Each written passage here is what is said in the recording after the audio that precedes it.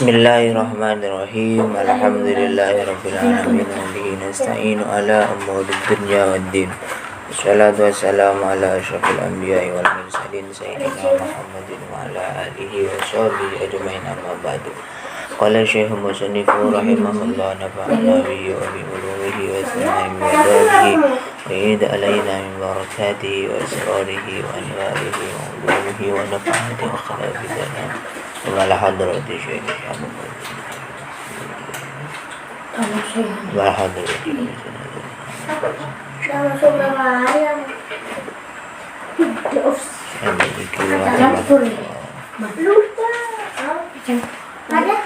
Syahulillah lahumul fatihah. Sifat mustahil itu sifat yang tidak akan pernah ada pada Allah. Makanya sifat mustahil itu disebut juga kebalikannya sifat wajib bagi Allah. Selanjutnya sifat mustahil. Sekarang yang ke-9 yaitu al-jahlu. Al-jahlu ini kebalikan dari sifat ilmu, al-ilmu, mengetahui. Al-jahlu ini apa artinya? Bodoh. Bodoh. Jadi tidak mungkin Tuhan itu bodoh, itu tidak mungkin. Tuhan itu maha mengetahui. Kalau makhluk, apalagi manusia, ya mungkin saja bodoh. Tapi kan karena belajar, karena berusaha, ya bisa menjadi pintar. Tapi kan ada orang yang bodoh, kan ada. Tapi Tuhan tidak boleh bodoh dan tidak akan bodoh. Makanya kalau Tuhan siapapun kalau bodoh itu berarti bukan Tuhan. Oh, jahlu artinya bodoh itu. Iya. Sekarang ke-10. Oh, lanjutannya ya. Iya, sekarang yang ke-10. Al-mautu. Tak lagi. Al-mautu. Tak lagi. Saya jelaskan dulu. Al-mautu ini artinya mati, kebalikan dari sifat hayat atau hidup. Hayat atau hidup. Jadi Tuhan itu tidak akan pernah mati. Tidak akan pernah mati. Kalau mati ya namanya makhluk. Contoh, ciptaan Allah. Semuanya akan mati. Manusia akan mati. Binatang akan mati. Pohon akan mati. Karena itu semua adalah makhluk ciptaannya Allah. Tapi Allahnya atau Tuhannya itu tidak akan mati. Dan itu perbedaan makhluk dengan Tuhannya. Makanya kalau Tuhan itu mati, Tuhan siapapun, ya tentunya bukan Tuhan orang Islam. Kalau mati itu berarti bukan Tuhan. Selanjutnya yaitu as-somamu, yang artinya tuli. Tak lagi. As-somamu ini kebalikan dari sifat sama. Sama itu apa? Maha mendengar. Jadi Allah Subhanahu wa ta'ala itu tidak mungkin tuli. Tahu tuli ya? Tidak dengar.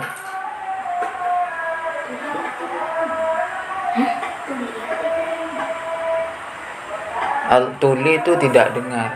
Artinya Allah itu tidak mungkin tidak mendengar doa-doa kita, tidak mendengar keluh kesah kita, tidak mendengar harapan-harapan kita. Allah itu pasti mendengar semua doa-doa kita. Jadi makanya kalau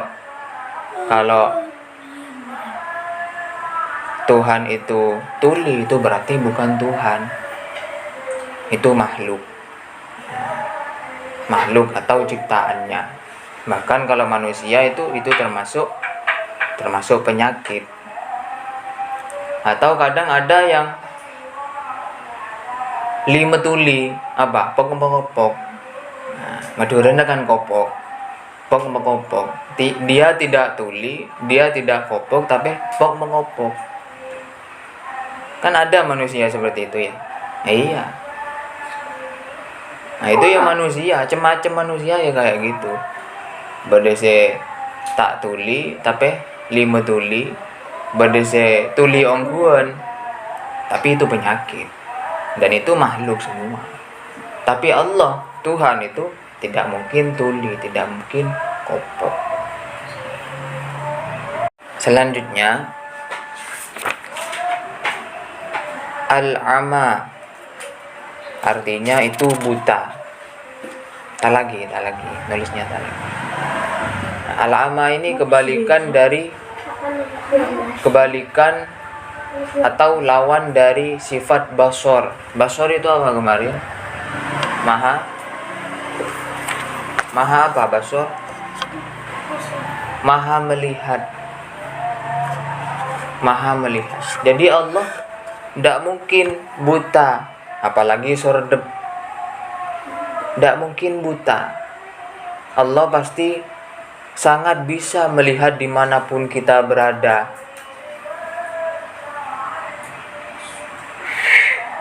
Meskipun sembunyi dimanapun, Allah itu pasti maha melihat. Jadi Allah tidak akan pernah buta. Nah kalau manusia mungkin saja buta, bahkan ada penyakitnya, katarak dan lain-lain. Tahu katarak ya? Ada tumor mata juga, itu penyakit. Nah, terus juga kadang manusia ini walaupun punya mata dan bisa melihat, tapi kalau di petengan tak padem, tidak ada cahaya, tak padem. Ya ndak, walaupun ndak buta. Ya ndak, tak padem. Bon boleh jauh. Tak padem. Sini lihat rumahnya Atar semisal dari sini. Rumahnya Atar beda mobil apa enggak ya setia? Ndak bisa dah melihat. Karena jauh, terhalang tembok, terhalang kayu, terhalang pohon. Itu manusia punya keterbatasan. Nah, kalau Tuhan tidak akan pernah begitu. Tuhan melihat, Allah Subhanahu wa taala melihat itu tanpa bisa dibatasi oleh jarak, tanpa bisa dibatasi oleh cahaya dan lain-lain. Selanjutnya al-bakamu atau bisu. Kita lagi. Nah, bisu ini kebalikan dari sifat al-kalam. Apa? Maha berfirman. Tapi bisu ini hanya hanya contoh. Maksudnya gimana?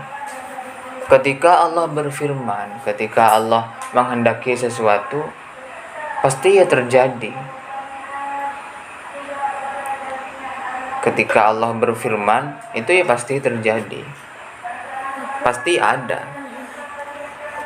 Contohnya Al-Quran itu bersifat adalah kalamullah. Apa firmannya Allah? Jadi Al-Quran itu kalamullah. Dan sampai sekarang Al-Quran itu terjaga dan masih ada. Buktinya apa? Nah ini menggambarkan atau sebagai bukti kalau Allah itu maha berfirman, tidak akan bisu. Kalau selain Tuhan, apa? Ya makhluk. Nah makhluknya ya mungkin saja bisa bisu. Apa bisu itu? Tidak bisa bicara. Bahkan itu salah satu penyakit. Bahkan juga ada bukan penyakit tapi kelainan genetik apa? Lo'la. Macam-macam kalau manusia, bedelok la, bede lata, tahu lata ya? Tahu nih main. Bukan, latah. Itu ada kelainan genetik.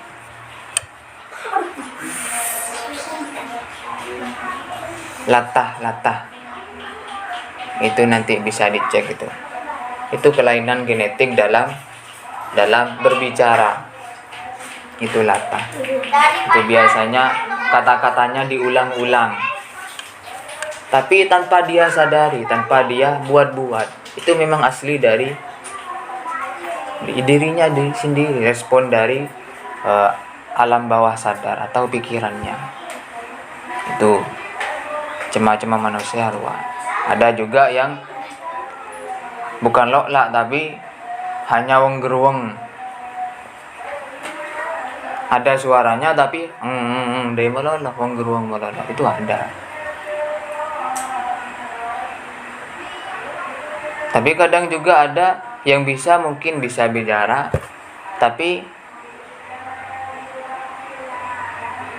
tidak menggunakan pembicaraannya atau suaranya lah dengan sesuatu yang baik. Ya mencaci maki, berkata jorok dan lain-lain. Itu cema-cema manusia.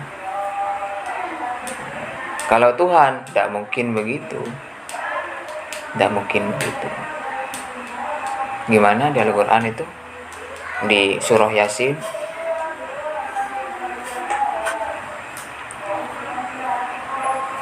Idza arada syai'an ayyakula lahu kun fayakun. Ketika Allah menghendaki terjadi, ya terjadi. Tapi kita bukan membayangkan Allah itu punya mulut, bukan kita membayangkan Allah punya telinga, bukan membayangkan punya mata, bukan. Allah itu lebih dari itu. Dan membayangkan Allah punya wujud itu tidak boleh. Membayangkan Allah punya badan itu tidak boleh. Karena Allah itu Tuhan. Dan yang punya badan itu hanyalah ciptaan.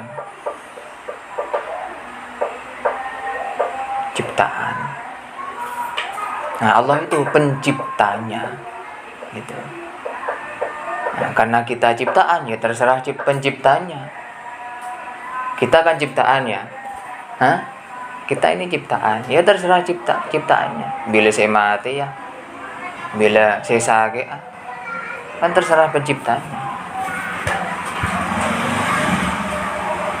Jadi yang ke-14 itu kaunuhu ajizan, terkadang berkuasa. Maksudnya terkadang gimana? Ya kadang berkuasa, kadang enje. Nah, Allah itu tidak mungkin gitu. Allah itu tidak mungkin kadang-kadang. Kekuasaan Allah itu full.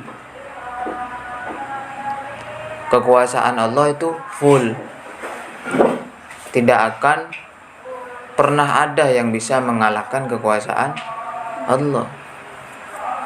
Nah, kalau manusia, kalau kita contoh, ya kadang berkuasa, kadang enje. Kadang berkuasa, kadang enje.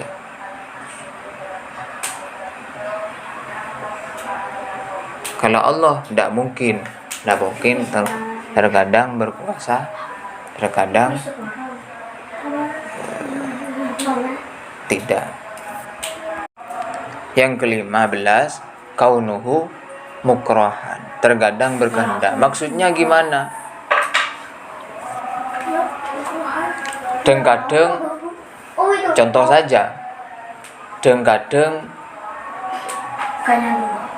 malas, kadang semangat. Nah, itu manusia seperti itu. Kadang malas, kadang semangat. Kadang melakukan sesuatu, kadang enje. Berkehendak. Kalau Tuhan tidak mungkin melakukan sesuatu yang Terkadang berkehendak, terkadang tidak. Kehendak Allah itu absolut, selalu dan pasti. Makanya kalau kehendak itu terkadang tidak dikabulkan atau tidak terwujud, itu membuktikan kalau kita atau manusia itu bukan Tuhan. Kalau Tuhan itu, kehendaknya Tuhan itu pasti terjadi. Karpah Tuhan itu pasti terjadi. Kehendak itu namanya karep, mon madurana karep. Mon manusia, mon kita karpah ya kadang terwujud, kadang enggak, ya ndak? Iya. Beli makanan ini minta ke mbuan, kadang yang beli, kadang tak beli mbuan. Mas izin bis. Ya. Nah, itu membuktikan kalau kita ya manusia lemah, manusia biasa. Selanjutnya yang 16 yaitu kaunuhu jahilan, terkadang bodoh. Kalau tadi bodoh itu memang tidak mungkin, Tuhan itu bodoh tidak mungkin. Tapi apakah Tuhan itu terkadang bodoh, terkadang mengetahui? Ya tidak. Allah itu pasti sangat mengetahui dan tidak akan bodoh, apalagi kadang-kadang bodoh. Kalau manusia mungkin saja bodoh atau tidak mengetahui. Contoh, beda saya pinter matematika, beda saya enje, ya ndak? Beda saya pinter IPS, beda saya enje. Beda saya pinter bahasa Inggris, beda saya enje. Nah, ini membuktikan apa? Ya, manusia bukan Tuhan. Dan Tuhan itu bukan seperti itu. Allah itu maha mengetahui, maha pintar. Apapun diketahui oleh Allah tanpa belajar. Kalau manusia kan pengen mengetahui, pengen tahu tentang apapun, belajar. Pertama itu dengan panca indera, mata, hidung, telinga, peraba, pengecap.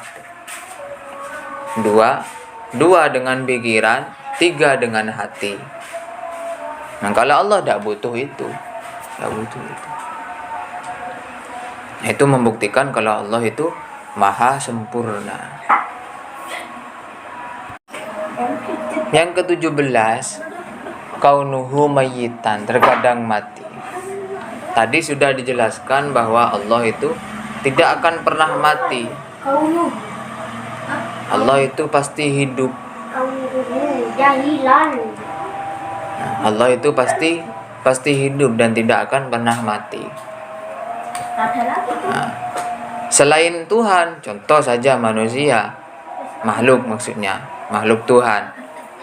Kadang hidup, kadang mati. Apa? Kadang melak, kadang tedung. Nah, ini membuktikan kalau ya manusia bukan Tuhan. Dan membuktikan kalau manusia ini lemah dan Tuhan itu maha sempurna. Bahkan kadang juga ada di manusia itu ada koma. Tahu koma ya?